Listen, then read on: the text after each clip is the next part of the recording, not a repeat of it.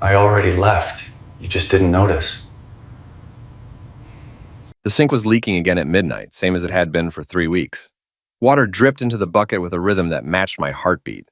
Slow, steady, and getting on my last nerve. I crouched under the kitchen cabinet, flashlight between my teeth, wrench in hand, trying to coax life back into pipes that had given up hope around the same time my marriage did. You know what your problem is, Mick? I muttered to myself, tightening a fitting that had no business being loose. You fix things that don't want to be fixed. The front door slammed upstairs. Heels clicked across hardwood, designer heels, the kind that cost more than I made in a week doing AT support for the city.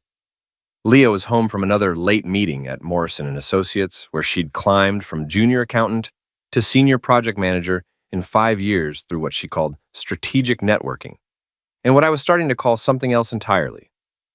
Mick, you down there playing with your tools again? Her voice carried that edge it had developed lately, sharp enough to cut glass and twice as cold. Just fixing the sink, I called back, not moving from my spot. You know that thing we used to wash dishes, clean stuff, basic human maintenance? Her laugh had no warmth in it. Right, because that's what you do. Fix things. I crawled out from under the cabinet, wiping my hands on an old rag. Leah stood in the kitchen doorway, still wearing her power suit, navy blue, tailored to show off the figure that had caught my eye 7 years ago at Murphy's bar. Her blonde hair was pulled back in that severe bun she wore to work, but a few strands had escaped, softening her face just enough to remind me why I'd fallen for her in the first place. Rough day at the office? I asked, though I already knew the answer. Every day was rough at Morrison and Associates, according to Leah. Every client was impossible, every deadline unreasonable, every coworker incompetent. You wouldn't understand, she said, opening the refrigerator and pulling out a bottle of wine. You sit in that little basement office all day, resetting passwords and unjamming printers.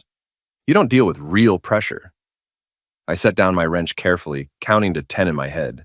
We'd had this conversation before. Real pressure, right? Like making sure the city's entire computer network doesn't crash and leave 50,000 people without basic services, that kind of fake pressure. Don't be dramatic. She poured herself a generous glass of Pinot Grigio, not offering me any. Victor says the private sector is where the real challenges are. Government work is just safe. Victor, there it was. Victor Drazek, her colleague at Morrison and Associates, former college football player, drove a BMW, wore suits that cost more than my monthly rent. Victor, who had opinions about everything and the bank account to back them up. Victor says a lot of things, I replied, keeping my voice level. Most of them about himself. Leah's eyes flashed. He's successful, Mick. He understands ambition, drive, the willingness to do whatever it takes to get ahead. Whatever it takes, I repeated. Interesting choice of words. She took a long sip of wine, studying me over the rim of her glass. You act like I owe you loyalty or something. Like I'm supposed to limit myself because you're content fixing sinks and babysitting computers. The words hit like a physical blow. I stared at her for a long moment, this woman I'd married, this stranger wearing my wife's face. Loyalty, I said finally. Yeah, I guess I did think marriage came with some of that. Silly me. The return policy's expired anyway, I added, turning back to my tools. She set down her glass hard enough to slosh wine onto the counter. What's that supposed to mean? Nothing, Leah. It doesn't mean anything. I packed up my toolbox, suddenly exhausted. I'm going to bed. Try not to wake me when you come up. I might not come up at all, she said to my back. I might just sleep in the guest room. Give us both some space to think. I paused at the kitchen door. Think about what? But she'd already turned away, refilling her wine glass. I climbed the stairs to our bedroom, my bedroom, apparently, and lay awake listening to her move around downstairs until nearly 3 in the morning. 2 weeks later, she was gone. The divorce papers were filed on a Tuesday. By Friday, I'd changed the locks, forwarded her mail to her sister's place in Albany, and started sleeping through the night for the first time in months. The house felt bigger without her constant criticism echoing off the walls, quieter without her phone calls to Victor that always seemed to happen when I was in the room. I was getting used to the peace when she showed up at my door at midnight on a Saturday, looking like she'd been through a blender. Her designer clothes were wrinkled, her perfect hair hanging loose around her shoulders, but it was her hands that made me step back, knuckles scraped raw, fingernails broken, a purple bruise spreading across her left wrist like spilled ink. Jesus, Leah, what happened to you? She pushed past me into the living room, pacing like a caged animal. I need to explain about Victor, about everything. You don't owe me any explanations, I said, though I closed the door behind her. We're getting divorced, remember? You made that pretty clear. It wasn't supposed to happen. The words tumbled out of her in a rush. It was just supposed to be drinks after work, networking, you know? But he kept ordering more wine, and he was so charming, so interested in what I had to say. He made me feel important. I leaned against the wall, arms crossed. Get to the point, Leah. We slept together. She stopped pacing, faced me directly. Once, just once, but he recorded it. On his phone. I didn't know until afterward. The room went very quiet. Outside, a car drove past, headlights sweeping across the window. He recorded you. He said it was just for fun, just between us. But then he started making demands. Wanted me to leave you, move in with him, said if I didn't, he'd send the video to everyone at work. To you. To my family. I studied her face, looking for the lie. Leah had always been good at manipulating the truth, bending facts until they served her purposes. But the fear in her eyes looked genuine, and those bruises on her hands were real enough. So you left me for him? No. She stepped closer, reaching for me. I left you to protect myself. I thought if I just went along with it for a while, I could figure out how to get the video back, how to make it stop. And did you? Figure it out? Her laugh was bitter. He's not the man I thought he was, Mick. He's cruel, controlling. When I tried to end things tonight, She held up her bruised wrist. He didn't take it well. I wanted to feel sorry for her. Part of me did. But the larger part, the part that had spent 2 weeks rebuilding my life without her constant drama, felt something colder. What do you want from me, Leah? I want us to leave tonight. Pack whatever we can fit in the car and just go. Start over somewhere. He can't find us. Us, I shook my head. There is no us anymore. You made sure of that. Mick, please. No. I walked to the front door, opened it. You want to run from Victor? Fine, run. But you're running alone. She stared at me for a long moment, tears starting to track down her cheeks. I love you. I know I screwed up, but I love you. Only you. That's what they all say, I replied. Right before you changed the locks. I bought her a one-way ticket to Albany the next morning, drove her to the bus station, and watched her disappear into her new life. Then I went home, finished fixing the kitchen sink, and tried to convince myself that the hardest part was over. I was wrong. The first sign of trouble came 3 days later when I found my car keyed in the parking lot at work. Someone had dragged a sharp object along the driver's side door, spelling out a single word. Coward. Classy, I muttered, running my finger along the scratched paint. The city building's security cameras covered most of the lot, but this spot sat right in a blind zone. Whoever did it knew exactly where to park. I reported it to building security anyway. More for the paperwork trail than any real hope of catching the culprit. Dave Martinez, the head of security, was an ex-cop who'd known my family for years. He looked at the damage and shook his head. You got any idea who might want to mess with you, Mick? Ex-wife's boyfriend, I said. Guy named Victor Drozik. Works at Morrison and Associates downtown. Dave wrote down the name. I'll keep an eye out. You want my advice? Get yourself a dash cam, maybe park closer to the building for a while. That night I stopped by the Rusty Anchor, a dive bar 6 blocks from my house where the beer was cheap and the conversation cheaper. The bartender, Jules Morrison, was a 60-something ex-biker who'd run the place since before I was born. She had gray hair down to her waist, arms covered in faded tattoos, and ears that picked up every piece of gossip in a 10-mile radius. You look like someone pissed in your cornflakes, she said, sliding a beer across a scarred wooden bar. I told her about the car, about Leah, about Victor. Jules listened without interruption, polishing glasses with a rag that had seen better decades. Victor Drozik, she said when I finished. Big guy? Thinks his crap don't stink? You know him? He's been in here a few times, usually with some young thing from his office, buying expensive drinks and talking loud enough for everyone to hear how much money he makes. She set down the glass she'd been cleaning. Last week, he was asking questions about you. My beer suddenly tasted flat. What kind of questions? Where you live, where you work, what kind of car you drive. Told people he was an old friend trying to reconnect. Jules leaned closer, lowering her voice. But friends don't usually ask about security systems and daily routines, you know what I mean? I knew exactly what she meant. The next morning, I found a note tucked under my windshield wiper. Block letters on plain white paper. You should have left when you had the chance. That evening, I called my brother Greg. Greg Callahan was 3 years older than me and twice as mean when he needed to be. He'd done 2 tours in the Middle East with the Marines before coming home to work construction. He lived in a converted garage behind his buddy's house, drove a motorcycle that was older than both of us, and had never met a problem he couldn't solve with either alcohol or violence. Someone's playing games with you, he said after I'd filled him in. Question is, what are you going to do about it? I was hoping you might have some ideas. Greg's laugh was like gravel in a cement mixer. Oh, I got ideas. Question is, how legal do you want to keep this? Legal, I said quickly. Completely legal. Well, that's no fun. But, okay, first thing we do is figure out what this Victor a-hole is really up to. You said he works downtown?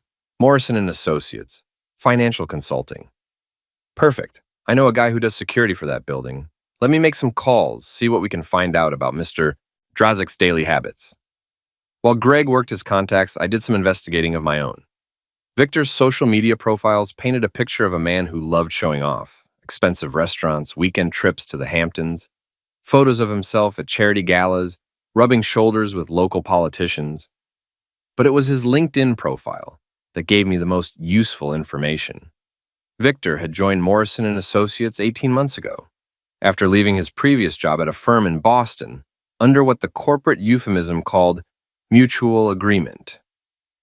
A little more digging revealed that the Boston firm had been investigated for misconduct allegations around the same time Victor departed.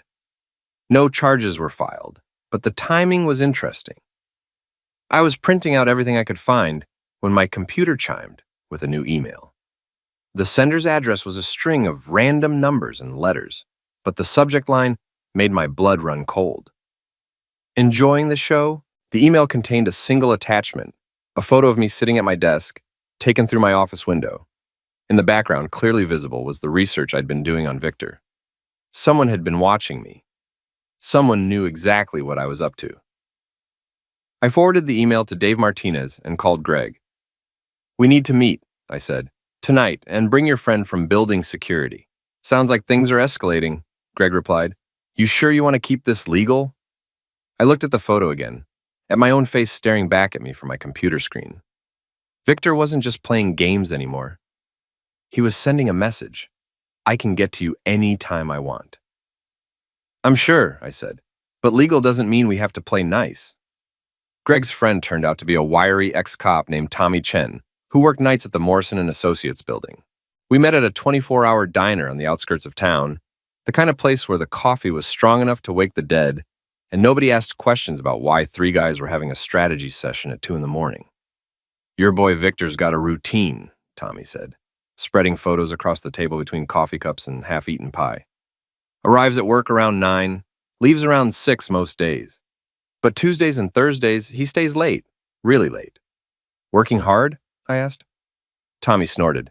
If you'd call banging his secretary in his office working hard, girl's name is Amanda something. Young, pretty, looks scared most of the time. Greg leaned forward, studying the photos. Scared how?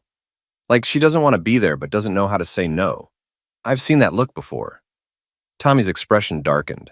Reminds me of some domestic violence calls I used to work. The pieces were starting to fit together. Victor wasn't just a garden variety a-hole. He was a predator. Leah had been right about that much, at least. What about security? I asked. Cameras, guards, that sort of thing? Building's got decent coverage, but Victor parks in the executive garage. Private elevator, limited camera angles. If someone wanted to have a conversation with him after hours, that'd be the place to do it. Greg grinned, the expression making him look like a shark that had just smelled weakness. What kind of conversation are we talking about? The legal kind, I said firmly. I want to rattle him, not end up in prison. We spent another hour planning, working out details, timing, contingencies. By the time we left the diner, I had a plan that would either solve my Victor problem or make it infinitely worse. Thursday evening, I put the plan into motion. Victor's BMW was parked in its usual spot on the 3rd level of the executive garage, gleaming black paint reflecting the harsh fluorescent lights. I'd been waiting in the stairwell for an hour, dressed in dark clothes, a baseball cap pulled low over my face. At 9:30, the elevator chimed. Victor emerged alone, whistling some tune I didn't recognize, car keys jingling in his hand. He looked pleased with himself, like a man who'd just gotten away with something. I waited until he was halfway to his car before stepping out of the shadows. Victor! He spun around, startled. In the harsh garage lighting, I could see he'd aged since the last time I'd gotten a good look at him. His hair was thinning, his face softer around the edges. Success had made him comfortable, complacent. Mick. He recovered quickly, straightening his tie. What are you doing here? We need to talk. I don't think we have anything to discuss. He turned back toward his car, but I moved to block his path. See, that's where you're wrong. We've got lots to discuss. Like why you've been following me, why you keyed my car, why you think it's okay to threaten me. Victor's expression shifted, the polite mask sliding away to reveal something uglier underneath. Threaten you? I think you're confused, friend. I haven't threatened anyone. The notes, the emails, the photo of me at my desk. I don't know what you're talking about. But his eyes said otherwise. Maybe you should talk to someone about these paranoid delusions. I stepped closer, close enough to smell his expensive cologne. Here's what's going to happen, Victor. You're going to stop playing games with me. You're going to leave me alone, leave Leah alone, and find yourself a new hobby. He laughed, a sound like breaking glass. Or what? You'll call the police? Tell them what exactly? That you think I sent you some emails? Or I'll make your life very uncomfortable. You? Victor looked me up and down, taking in my jeans, my work boots, my calloused hands. You're going to make my life uncomfortable? That's rich. Do you have any idea who I am? What I'm worth? I know exactly who you are, I said quietly. You're a bully who likes to hurt women. You're a coward who hides behind money and threats. And you're about to learn that some people don't scare as easy as you think. Victor's face flushed red. You have no idea what you're dealing with, you blue-collar piece of crap. I could buy and sell you 10 times over. Maybe, but money can't buy you class, and it sure as heck can't buy you courage. He took a swing at me then, a clumsy right hook telegraphed from 3 counties away. I sidestepped easily, letting his momentum carry him past me. He stumbled, caught himself against his car. That the best you got? I asked. No wonder you have to trick women to get them into bed. Victor snarled and came at me again. This time I didn't dodge. I caught his wrist, twisted just hard enough to make him gasp, and shoved him back against the BMW. Listen carefully, I said, my face inches from his. This is the only warning you get. Stay away from me. Stay away from my house, my job, my life. Because if you don't, I'm going to introduce you to some friends of mine who don't share my commitment to staying on the right side of the law. I released him and stepped back. Victor rubbed his wrist, his face a mixture of rage and fear. This isn't over, he said. Yeah, I replied, walking toward the stairwell. It is. But as I heard his car start behind me, I knew I was wrong. This was just the beginning. Victor's retaliation was swift and vicious. By Monday morning, I had 3 missed calls from my supervisor asking why I hadn't shown up for work. When I explained that I'd never been scheduled for weekend duty, he seemed confused. I got an email from someone at the mayor's office saying you'd volunteered for emergency server maintenance, he said. Spent all weekend trying to reach you. The email, when he forwarded it to me, looked official enough.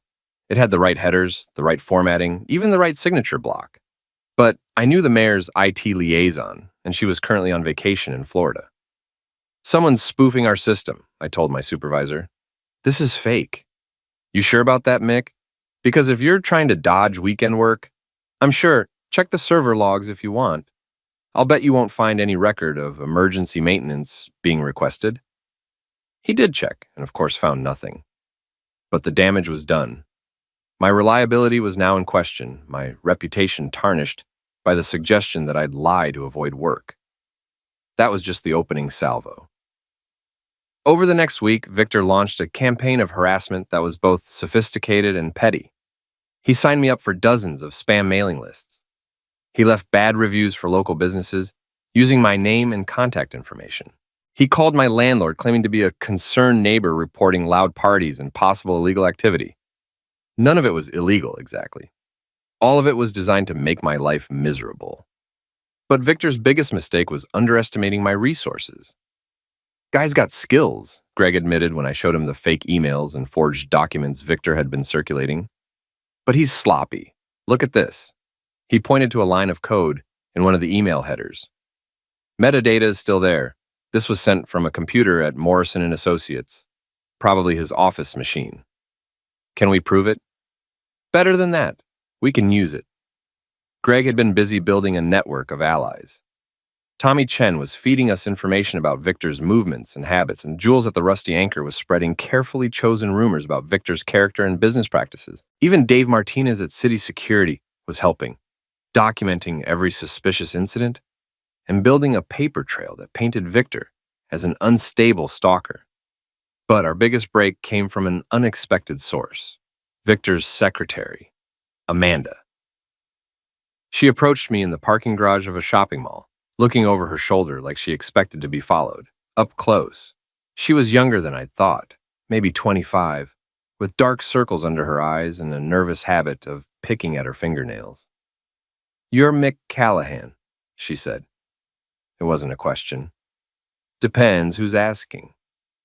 "I work for Victor Drazek. I know what he's been doing to you." She glanced around again, then pulled out her phone. "I've been documenting everything. The fake emails, the harassment campaign, all of it. He makes me help him sometimes, but I've been keeping copies." "Why are you telling me this?" Her laugh was bitter. "Because he's a monster, and I'm tired of being his victim. He thinks he owns me, thinks he can do whatever he wants because I need this job."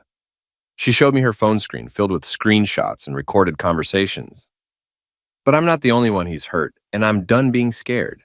Amanda's evidence was a goldmine. Not only did it prove Victor was behind the harassment campaign, it also revealed the scope of his predatory behavior. There were recordings of him pressuring female employees for inappropriate favors, threatening their jobs if they refused. There were emails discussing ways to discredit business rivals and former girlfriends. There was even a conversation where he bragged about breaking Leah and driving her out of town. "This is enough to destroy him," I said, scrolling through the files. "That's the idea," Amanda replied. "But I can't be the one to do it. If he finds out I'm the source, he'll ruin me. I need someone else to make the first move." I looked at her, this young woman who'd risked everything to hand me the tools I needed to fight back. "What do you want in return?" "Just promise me he'll never hurt another woman the way he hurt me. The way he hurt your wife." "Ex-wife," I corrected. "And yeah, I can promise you that." That night, I called a meeting with my team. We gathered at Greg's place, spreading Amanda's evidence across his kitchen table like generals planning a battle. "This is it," Tommy said, studying a particularly incriminating email thread. "This is how we take him down." "Question is," Greg added, "how public do we want to make this? We could leak it to the press, post it online, really humiliate the bastard." I thought about it, weighing revenge against consequences. Victor had made my life heck for weeks, but destroying him completely felt like crossing a line I wasn't ready to cross. We do it clean, I decided. Professional. We give the evidence to the right people and let the system handle it. The system that let him get away with this crap in the first place? Greg shook his head. "Sometimes you're too nice for your own good, little brother." "Maybe, but I'm not Victor. I'm not going to become him just to beat him." We spent the rest of the night planning our approach. By morning, I had a strategy that would expose Victor's crimes without making me a criminal in the process. It was time to end this. The Morrison and Associates building looked different in daylight, less imposing than it had during my midnight confrontation with Victor. I walked through the marble lobby like I belonged there, wearing my best suit and carrying a briefcase full of evidence that would end Victor Drazek's career. The building directory listed the company's offices on floors 12 through 15. I took the elevator to 14, where Amanda had told me I'd find the Human Resources Department. Sarah Kim, the HR director, was a sharp-eyed woman in her 40s who listened to my story with the kind of professional attention that suggested she'd heard similar tales before. I laid out the evidence methodically: the harassment campaign, the forged emails, the recordings of Victor abusing his position. "This is quite serious," she said when I finished. "These allegations, if proven true, would constitute grounds for immediate termination and possible criminal charges." "I'm not looking for revenge," I told her. I just want it to stop, and I want to make sure he can't do this to anyone else." She nodded, making notes on a legal pad. "We'll need to investigate these claims thoroughly. That may take some time." "I understand, but in the meantime, I'd like to request that Victor be suspended pending the investigation for the safety of your other employees." Sarah Kim studied me for a long moment. "You really believe he's dangerous?" "I know he is." That afternoon, Victor was called into a meeting with HR and building security. According to Tommy, who watched the whole thing from the security office, Victor denied everything at first. But when they played Amanda's recordings, his denials turned to threats, then to desperate bargaining. By 5 o'clock, he was cleaning out his desk. I was waiting in the parking garage when he emerged, carrying a cardboard box of personal belongings. He looked older than he had a week ago, deflated, like someone had let all the air out of him. "You think you've won," he said when he saw me. "I think it's over." "It's not over. I have lawyers, I have connections. I'll fight this." "With what money? They froze your accounts pending the investigation. And those connections you're talking about, they're not going to want to be associated with you once the story gets out." Victor's face went pale. "You leaked it to the press." "I didn't have to. Amanda did that herself. Seems she had a friend at Channel 7 who was very interested in her story." I stepped closer. "You made one mistake, Victor. You assumed everyone was as weak as you are. You assumed wrong." He set down his box and took a step toward me, hands clenched into fists. For a moment, I thought he might actually try to fight me again. But then the elevator chimed, and Tommy Chen emerged with 2 other security guards. "Problem here, gentlemen?" Tommy asked pleasantly. Victor looked at the guards, then at me, then at the box of his belongings sitting on the concrete floor. "This isn't over," he said again, but there was no conviction in it. "Yeah," I replied, "it is." I watched him load his box into the BMW and drive away. Then I took out my phone and called Leah. She answered on the 3rd ring, her voice cautious. "Mick, it's over," I said. "Victor's finished. He can't hurt you anymore." There was a long pause. "What did you do? What needed to be done? Legally and properly?" "I saw the news report. They're saying he might face criminal charges. That's up to the district attorney, but yeah, probably." Another pause. "Thank you. Don't thank me yet. We still need to talk." "About what?" "About us. About what happens now." I was hoping... She trailed off on me. "I was hoping maybe we could try again. Start over." I looked out across the city, lights beginning to twinkle in the gathering dusk. A month ago, that's exactly what I would have wanted to hear. But a month ago, I'd been a different person. "I don't think so, Leah." "But Victor's gone. The threat is over. We could what? Pretend none of this happened? Pretend you didn't choose him over me? Pretend you didn't leave me to deal with the mess you made?"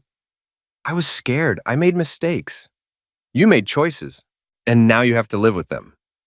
I could hear her crying on the other end of the line. Part of me wanted to comfort her, to tell her everything would be okay. But that part was getting smaller every day. "I loved you," she whispered. "I know, but love isn't enough, is it? Not when you don't have trust. Not when you don't have respect." "So that's it? 7 years of marriage and you're just walking away?" "I'm not walking away, Leah. I already walked. You just didn't notice." I hung up and drove home to my empty house, where the sink worked perfectly and the only drama was whatever I chose to watch on TV. 3 days later, Victor Drazek was arrested on charges of harassment, extortion, and inappropriate conduct. The story made the front page of the local paper, complete with photos of him being led away in handcuffs. Amanda got a new job at a competing firm with a 20% raise and a boss who treated her like a professional instead of prey. She sent me a thank you card with a picture of her smiling at her new desk. Leah moved back to town a week after Victor's arrest, but she didn't contact me. I heard through Jules that she'd gotten a job at a small accounting firm across town, that she'd cut her hair short and stopped wearing designer clothes. Greg said I should feel sorry for her. Tommy said I should feel victorious. Jules said I should feel whatever I felt and not worry about what anyone else thought. But the truth was, I didn't feel much of anything. Victor was gone, Leah was someone else's problem, and my life was my own again. The house was quiet, the sink worked, and nobody was trying to make me into someone I wasn't. On a Friday night, 3 weeks after Victor's arrest, I was having a beer at the Rusty Anchor when Leah walked in. She looked different, smaller somehow, less sure of herself. She saw me at the bar and hesitated like she was trying to decide whether to leave or stay. Finally, she walked over. "Hi," she said. "Hi, can I buy you a drink? I've got one." She nodded, ordered a beer for herself. We sat in silence for a while, watching the other patrons play pool and argue about sports. "I'm sorry," and she said finally, "for all of it. For Victor, for leaving, for the way I treated you." "Okay. Is that it? Just okay?" I turned to look at her, really look at her. The woman I'd married was still there under the fear and regret and hard-earned wisdom. But she was a stranger too, someone I'd never really known. "What do you want me to say, Leah? That I forgive you? That we can be friends? That everything's fine now? I want you to say something, anything. Even if you hate me, at least that's something." I finished my beer, left money on the bar. "I don't hate you, but I don't love you either. Not anymore. You ended that when you chose him over me. I never chose him over you. I was trying to protect bees. The word came out harder than I'd intended. You chose him the moment you decided his approval was worth more than my respect. You chose him when you decided his money was more important than my loyalty. You chose him, and now you have to live with that choice." I stood up to leave, but she grabbed my arm. "Please, Mick, don't leave it like this." I looked down at her hand on my arm, then at her face. "You know what your problem is, Leah? You think redemption is something you can buy, something you can earn, with enough apologies and good intentions. But redemption's for suckers. Some things can't be fixed, no matter how sorry you are." I pulled free of her grip and walked toward the door. "So what now?" she called after me. "You just walk away? Start over like none of this mattered?" I paused at the door, looked back at her one last time. "Now I live my life, and you live yours. And we both try to do better next time." Outside, the night air was cool and clean. I walked home through streets that felt like mine again, past houses where people were living their own complicated lives, making their own complicated choices.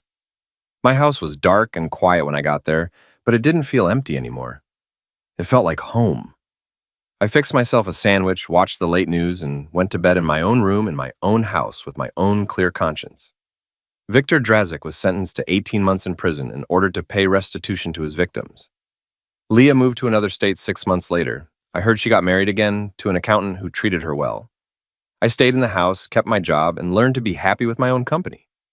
Sometimes that's enough. Sometimes that's everything. They say revenge is a dish best served cold. Me? I like mine flaming, and that night I'd lit the match and watched it all burn down.